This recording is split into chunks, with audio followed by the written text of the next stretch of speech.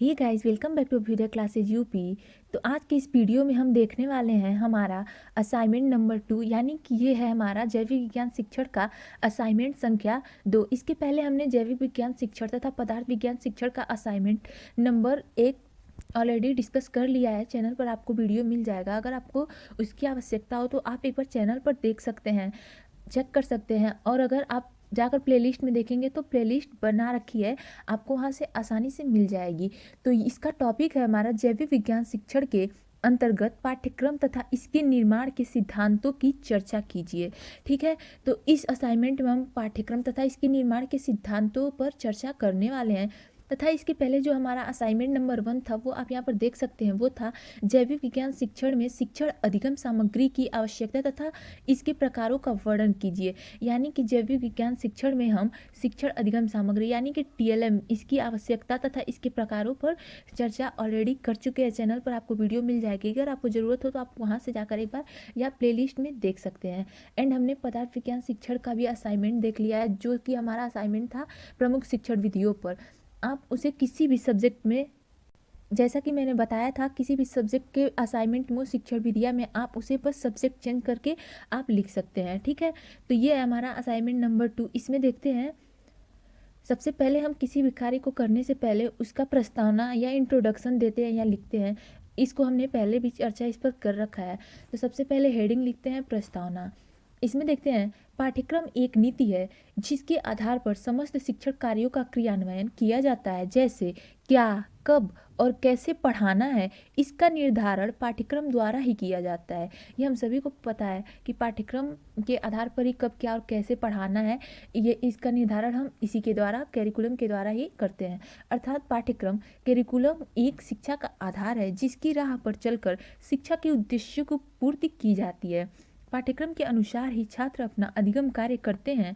पाठ्यक्रम द्वारा ही विषयों को क्रमबद्ध तरीके से किया जाता है। ठीक है, पाठ्यक्रम के द्वारा ही हम विषयों को क्रमबद्ध तरीके से पढ़ाते हैं या उसका क्रियान्वयन करते हैं।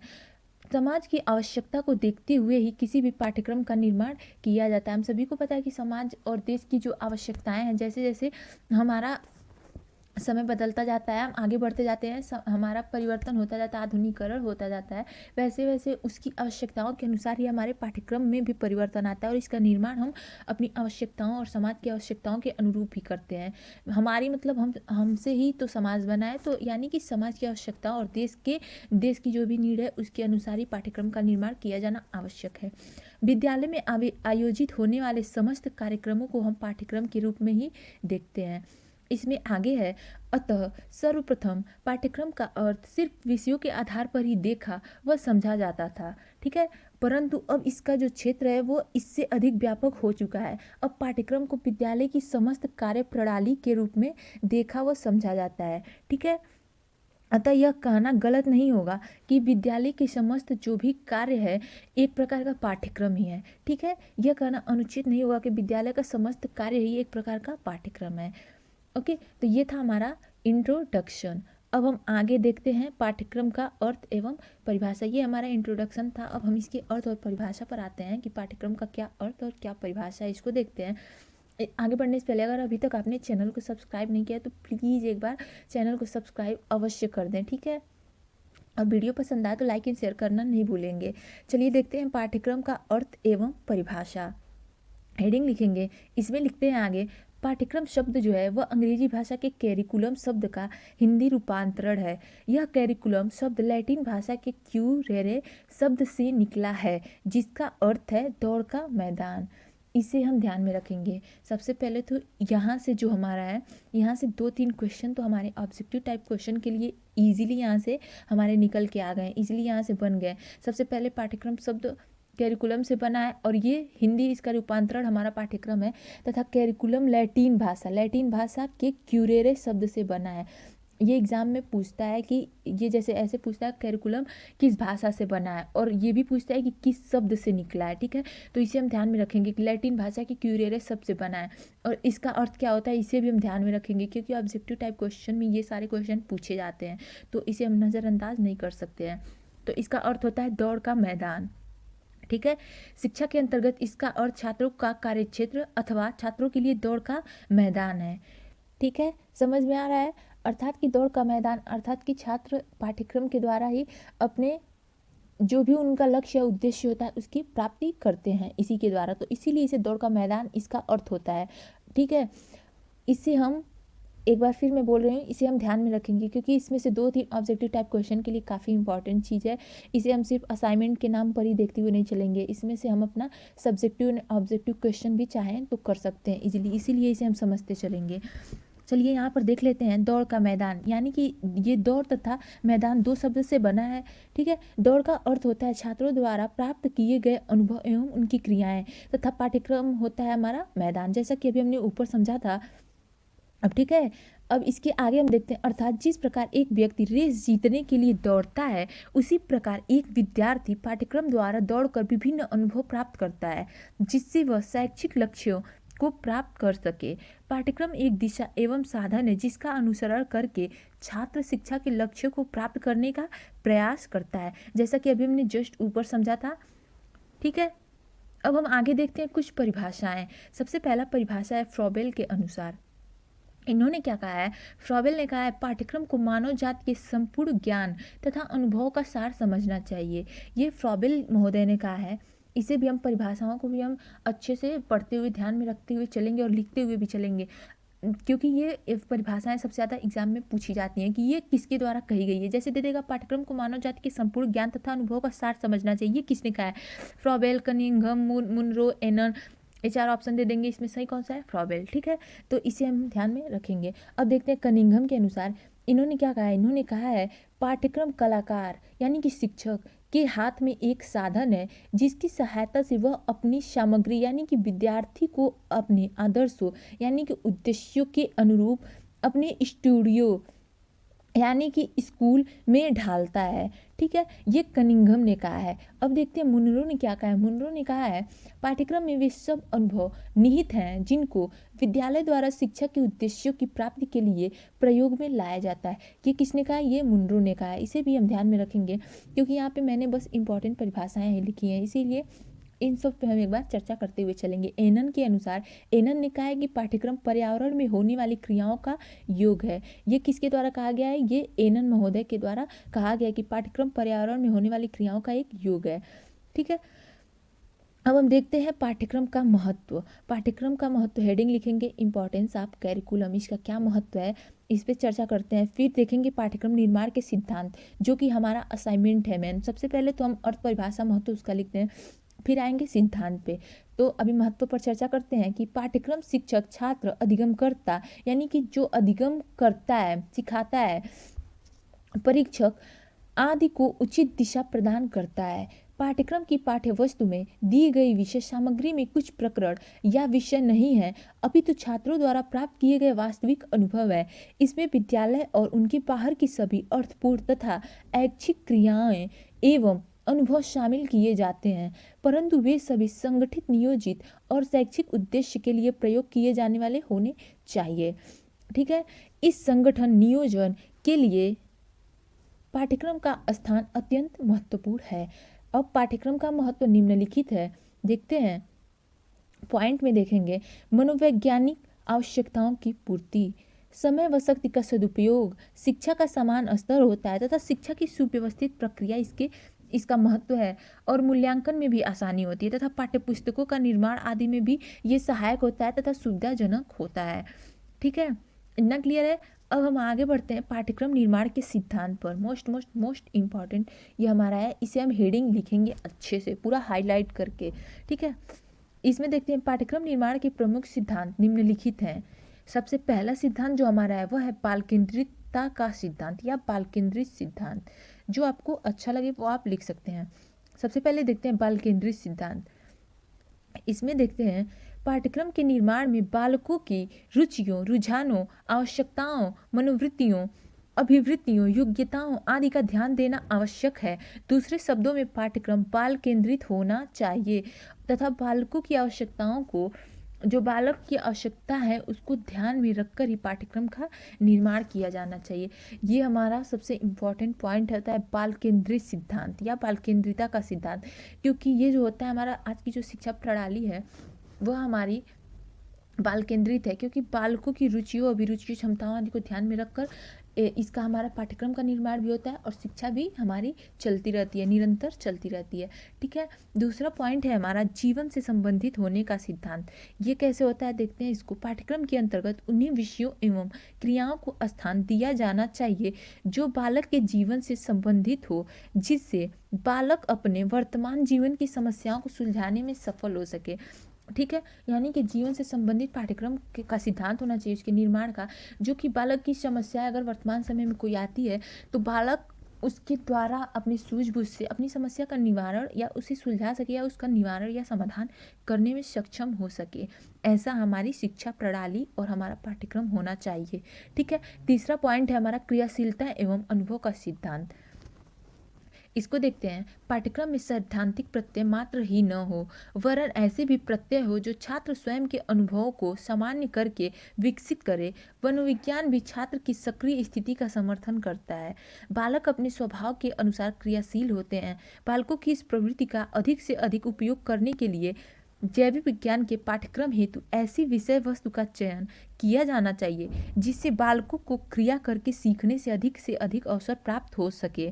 इसके लिए जीव विज्ञान के पाठ्यक्रम में रचनात्मक क्रियाओं जैसे मॉडल, चित्र, रेखा चित्र बनाना आदि को विशेष स्थान देकर पाठ्यक्रम को प्रभावपूर्ण बनाना चाहिए। अर्थात कि क्रियाशीलता एवं अनुभव का सिद्धांत जो हमारा कहता है वह मनोवैज्ञानिक सिद्धांतों पर आधारित है। इसका ये कहना है कि बालक को मात्र सैद्धांतिक ज्ञान ही न दिया जाए, उसे व्यवहारिक ज्ञान भी दिया जाए। ठीक है। केवल पुस्तकीय ज्ञान ही बालक को न दिया जाए, उसे करके क्रिया आधारित कुछ कार्य उसे दिया जाए, क्रिया आधारित जो क्रिया पर क्रिया और अनुभव पर आधारित हो। यानी कि वह स्वयं करके उस चीज़ों को सीखे। अगर वह स्वयं करके उन चीज़ों को सीखता है तो उसका ज्ञान क्या होता है, अस्थायी होता है तथा बालक इसमें एक्टिव भी रहता है। ठीक है। तो ये था हमारा क्रियाशीलता एवं अनुभव का सिद्धांत। अब आता है हमारा उपयोगिता का सिद्धांत। इसके बाद हम चर्चा करेंगे समन्वय का सिद्धांत एवं सुसंगठिता का सिद्धांत। सबसे पहले देखते हैं उपयोगिता का सिद्धांत क्या कहता है। जैविक विज्ञान का पाठ्यक्रम निर्माण में उपयोगिता के सिद्धांत को विशेष महत्व दिया जाता है, क्योंकि बालक जीवन उपयोगी विषय वस्तु को ही पढ़ना चाहता है। ठीक है। जो हमें चीज़ अच्छी नहीं लगती, जो हमें लगता है यार ये तो उपयोगी ही नहीं हमारे लिए, हम पढ़ क्यों रहे हैं, तो हम ऐसा बोलते हैं ये हमारे लिए उपयोगी नहीं तो हम पढ़ क्यों रहे हैं। तो हम बालक या हम खुद ही ऐसा चाहते हैं कि जो चीज़ हमें हमारे जीवन उपयोगी हो वही सिर्फ हम पढ़ें। ठीक है। तो इसीलिए पाठ्यक्रम की पढ़ने वाली विषय वस्तु व्यक्तिगत तथा सामाजिक दृष्टि से जीवन के उपयोग के लिए होनी चाहिए। ठीक है। और उपयोगिता के अंतर्गत जीविकोपार्जन भी हमारा आता है। ओके, ये पॉइंट क्लियर है। अब हम देखते हैं समन्वय का सिद्धांत। समन्वय का सिद्धांत जो है वह है पाठ्यक्रम निर्माण के संबंध में सिद्धांत का भी ध्यान रखना चाहिए, समन्वय के सिद्धांत का भी ध्यान में रखना चाहिए। क्योंकि देखते हैं ताकि उसका जो विषय है, विषय के अंतर्गत एवं अन्य विषयों से सहसंबंध स्थापित किया जा सके। वस्तु तो अब यह माना जाने लगा है कि पाठ्य वस्तु पृथक पृथक बंद कोष्ठों में समान न होकर परस्पर संबंधित होनी चाहिए। ठीक है। यानी कि जो हमारा हर सब्जेक्ट है उसका एक दूसरे से रिलेशन, मतलब वो कोरिलेट होना चाहिए, एक दूसरे से रिलेशन हो, यानी कि समन्वय का सिद्धांत हो, सहसंबंध हो, स्थापित हो, जिससे बालक इजीली समझ सके। ठीक है, चीज़ों को। ओके, अब आगे देखते हैं। विषय का दूसरे विषयों से संबंध एवं अन्य शाखाओं में निहित पाठ्य वस्तुएं एक दूसरे के से परस्पर संबंधित होनी चाहिए। ये हमारा समन्वय का सिद्धांत कहता है। अब हम देखते हैं सुसंगठिता का सिद्धांत। आखिरी सिद्धांत सुसंगठिता का सिद्धांत पे चर्चा करते हैं। इस सिद्धांत के अनुसार प्राथमिक, माध्यमिक, उच्च माध्यमिक एवं उच्च कक्षाओं की पाठ्य सामग्री के मध्य सुसंगठिता निरंतर होनी चाहिए। इनके मध्य कोई अंतर तथा व्याध्यान नहीं होना चाहिए। ठीक है, इतना समझ में आया। आगे देखते हैं। पाठ्यक्रम निर्माण के विभिन्न सिद्धांत हैं जिनमें से उपरोक्त को दृष्टिगत रखकर जैविक विज्ञान के पाठ्यक्रम की रचना की जानी चाहिए। जीव विज्ञान के पाठ्यक्रम के निर्माण में रुचि का सिद्धांत, ठीक है, को विशेष महत्व दिया जाता है, क्योंकि जो रुचि का सिद्धांत होता है हमारा, बालक उन्हीं बातों को, ये बात कहता है हमारा रुचि का सिद्धांत कि बालक जो होता है वो उन्हीं बातों को ध्यान देता है, उन्हीं बातों एवं तथ्यों तथा घटनाओं को पढ़ना या सीखना चाहता है जो उसे रुचिकर लगता है। जिसमें उसे अरुचि आती है, जिसमें उसको इंटरेस्ट नहीं आता है, ठीक है, वह उस चीज़ों को पढ़ना और सीखना नहीं चाहता है। तो इसीलिए ये रुचि का सिद्धांत भी काफ़ी इंपॉर्टेंट हमारे जैव विज्ञान शिक्षण या किसी भी विज्ञान, पदार्थ विज्ञान, जैविक विज्ञान, कोई भी सब्जेक्ट में हमारा रुचि का सिद्धांत मोस्ट इंपॉर्टेंट होता है। इसीलिए इसको मैंने अलग से लिखा हुआ है।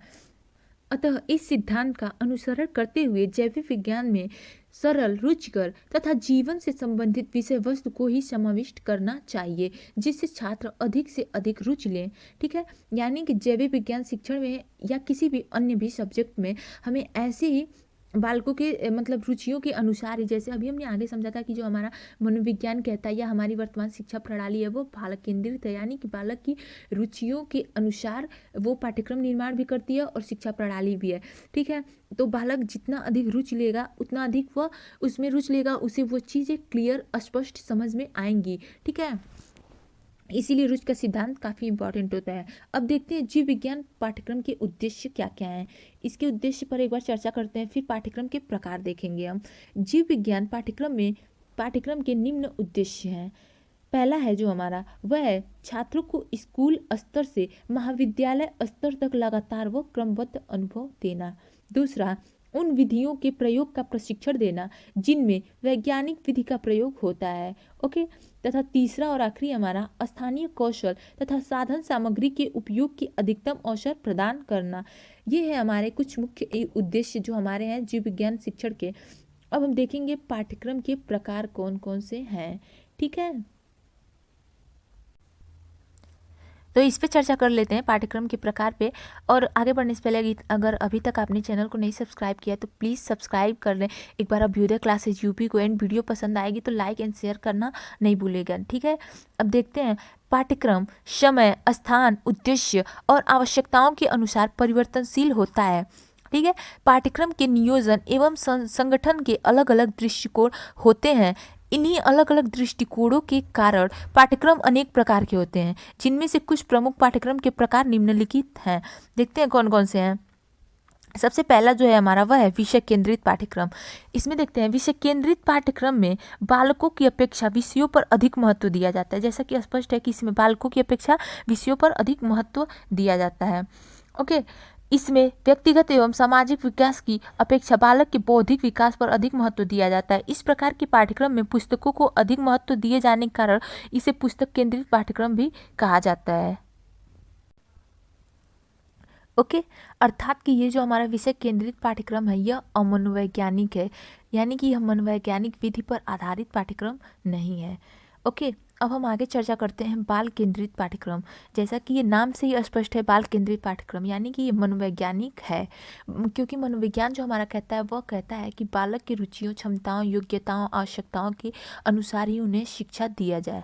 ओके, उनके मानसिक स्तर के अनुरूप शिक्षा दिया जाए।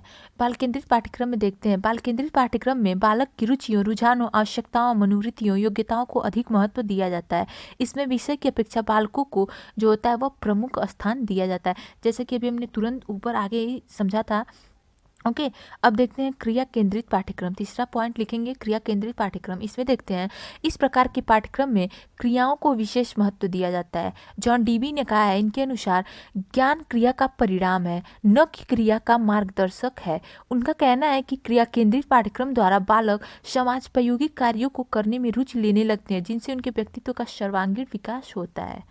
ठीक है, अब हम देखते हैं सहसंबंध पाठ्यक्रम।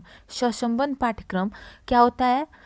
इस प्रकार के पाठ्यक्रम का निर्माण विषय केंद्रित पाठ्यक्रम की कमियों को दूर करने के लिए किया जाता है। इसमें विभिन्न विषयों को पारस्परिक संबंध को महत्व प्रदान किया जाता है। जैसा कि अभी हमारा विषय केंद्रित पाठ्यक्रम हमने समझा था ऊपर, उसकी कमियों को दूर करने के लिए इस प्रकार के पाठ्यक्रम का निर्माण किया जाता है। ओके, अब हमारा पांचवा जो पॉइंट है वह है अनुभव केंद्रित पाठ्यक्रम। इसमें देखते हैं इस प्रकार के पाठ्यक्रम में मनुष्य के अनुभव का समावेश होता है तथा विषयों की अपेक्षा अनुभव को विशेष महत्व दिया जाता है।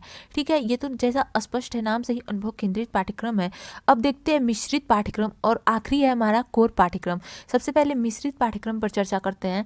इसमें मिश्रित पाठ्यक्रम में विभिन्न विषयों को मिलाकर एक विषय के रूप में पढ़ाने का कार्य किया जाता है। इस प्रकार के पाठ्यक्रम प्रत्येक विषय की विषय वस्तु के खंडों को एक साथ रखकर देखा जाता था। यदि इन विषयों के विषय वस्तु के खंडों का संबंध पाया जाता तो इन्हें मिश्रित पाठ्यक्रम में सम्मिलित किया जाता था। जैसे कि हमारा साइंस ही हो गया, जैसे अभी इस टाइम हम बीएड में पदार्थ विज्ञान, जैविक विज्ञान ऐसे करके पढ़ रहे हैं, तो इसे हम जैसे सिर्फ विज्ञान में ही लेते हैं। इसे हम अलग अलग पहले नहीं पढ़ते हैं, सिर्फ विज्ञान में ही हम इन विषयों को पढ़ते हैं। रसायन विज्ञान, भौतिक विज्ञान, प्राणी विज्ञान, वनस्पति विज्ञान, इन सभी को हम क्या कहते हैं, विज्ञान पढ़ रहे हैं। ठीक है, इन सभी को मिला क्या हुआ, एक बना विज्ञान। और बाद में यही चलकर क्या होता है, अलग अलग हम कहते हैं पदार्थ विज्ञान, जैविक विज्ञान। ठीक है, तो ऐसे है ये। अब 7वां और आखिरी पॉइंट है हमारा कोर पाठ्यक्रम।